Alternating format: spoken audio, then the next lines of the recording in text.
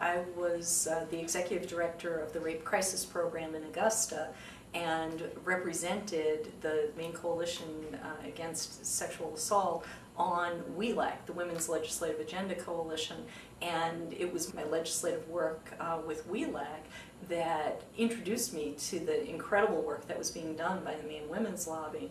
One of the things that I'm most concerned about is the Supreme Court and what has happened there with women's reproductive rights.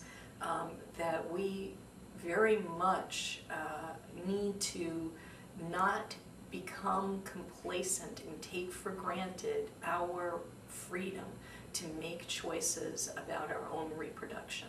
Even if someone says, well, that's the Supreme Court, it's not really us. It is more important than ever that we have strong state laws and a strong commitment on the state level to reproductive rights.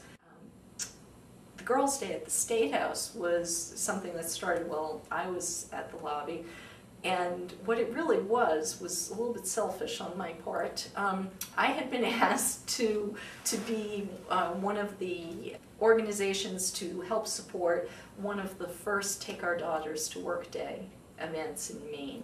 We had done all of this work. We had been working with young women in 7th and 8th grade, and it was so exciting. We had this planning committee who put this event on, and on the day of the event, I was sitting in my office saying, wait a minute, why don't I have any young women in here that I'm mentoring? And I felt that the big thing that we had was the legislative process, and that what we could bring would be to open that State House up to girls. And so the next year, rather than a Take Our Daughters to Work Day, we organized it as a Girls' Day at the State House with mock public hearings, with media interviews, with job shadowing legislators, and everyone had so much fun doing it, including the adults who were chaperoning, that it has become a yearly event. The Women's Economic Security Project was actually a multifaceted strategy to make sure that whatever happened on the federal level, women in Maine still had opportunities. President Clinton had decided to end welfare as we know it, and had moved from AFDC, Aid to Families with Dependent Children, to temporary assistance to needy families. There were many public policy decisions that were being driven by myths rather than reality.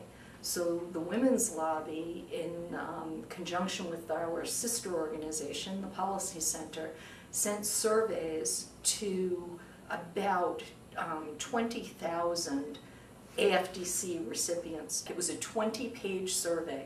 Everyone told us no one is going to fill this survey out. Almost 1,000 women filled those surveys out, and they not only checked off the boxes, but they wrote copious notes all over the pages saying, thank you for asking me.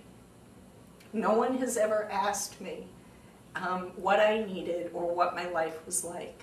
And I think that's what the Women's Lobby does best, is it reaches out to real women, asks questions about their lives, and uses those real-life experiences to craft public policy decisions that work.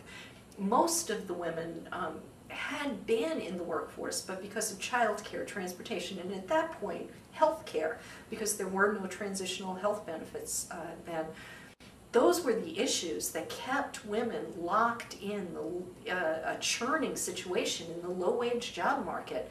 One of the outcomes of that survey was that in Maine, education was still seen as a viable option for women who were receiving public assistance. And Parents as Scholars, which is a program that helps women pursue post-secondary education, came out of those survey results. And today, many of those women who I bump into periodically who responded to that initial survey are self-sufficient. There are a number of them who not only pursued a baccalaureate degree, but once they got to that place realized that what they wanted to do was to go even further. And they are inspirational to me. As long as most of the victims of domestic violence are women. Most of the homicides are a result of domestic violence. As long as women are still only earning 75 cents on the dollar, we will need an organization like the Women's Lobby raising those issues day in and day out so that we never forget that we haven't achieved equality yet, and we need to be engaged in the process. Take pay equity, for example. We've been working on this for an awfully long time, and we're still not there.